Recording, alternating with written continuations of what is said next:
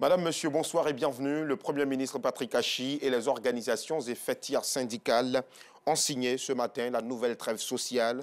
Une trêve sociale qui présente plusieurs avantages, une révalorisation salariale et l'adoption dans les prochaines semaines d'un nouveau statut général de la fonction publique pour une administration ivoirienne plus moderne et plus efficace. La célébration de l'indépendance est aussi une excellente occasion pour se souvenir des sonorités musicales et des styles vestimentaires des années 60. Enfin, pour ceux qui ont vécu le soleil des indépendances, quant aux jeunes, ça sera l'occasion de la découvrir ce soir dans le reportage que nous propose Joël Gosset. La fête de l'indépendance célébrée hier à Yamoussoukro, mais plusieurs habitants ont fait le choix de ne pas suivre la cérémonie en direct à la place Jean-Paul II. Ils se sont plutôt donné rendez-vous dans des maquis à quelques encablures entre copains autour des délicieux plats et des boissons. Ils ont regardé le défilé civil et militaire sur les antennes de la RTI, occasion pour les vendeurs ambulants de faire de bonnes affaires. Afficiata Karamoko et Gilles Tonia. Docteur Assawa Akpechi réside à Yamoussoukro depuis maintenant 19 ans.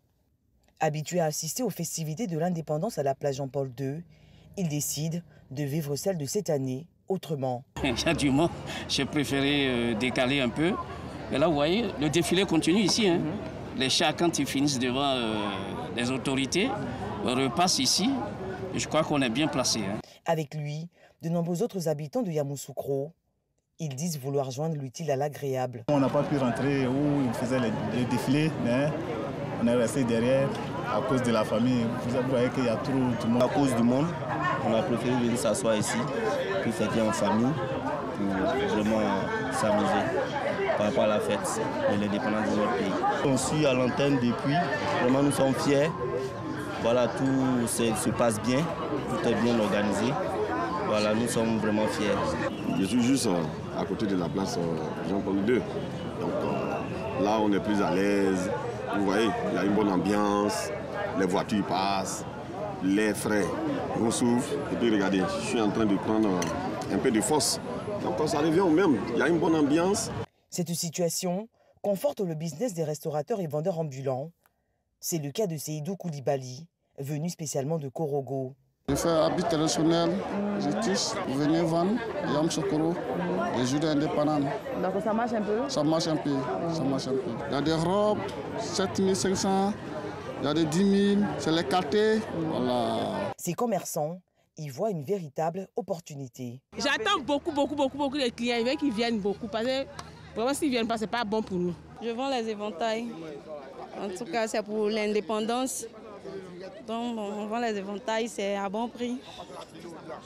Oui, ça marche, c'est déjà fini. Comme j'aime mon pays, donc j'ai fait les éventails en orange, blanc, vert, la couleur de mon pays. La Côte d'Ivoire a célébré le 62e anniversaire de son indépendance. Chacun à sa manière marque ce moment. À l'instar de Yamoussoukro, la fête de l'indépendance du pays a été marquée par des cérémonies dans toutes les villes jusqu'aux hameaux les plus reculés de Côte d'Ivoire. À Sirasso, localité située à 60 km de Korogo au nord du pays, le sous-préfet Touré Bangali a invité les populations à être des artisans de paix et de cohésion. Il leur a surtout demandé de tourner le dos à la violence et à la haine. Le reportage de Pargassoro Konede Madongui dans nos prochaines éditions. Au moins 4 soldats, 2 civils et 5 assaillants ont été tués ce dimanche à Tessit, dans la zone dite des 3 frontières entre le Mali, le Burkina Faso et le Niger. L'attaque est attribuée à des groupes djihadistes qui sévissent dans cette partie du pays où est installée pourtant une base de l'armée malienne. Au Tchad, le chef de la junte, Mahamat Idriss Déby Itno, a signé ce lundi 8 août au Qatar un accord avec une quarantaine de groupes rebelles, un accord sur un dialogue national qui débute le 20 août prochain à N'Djamena.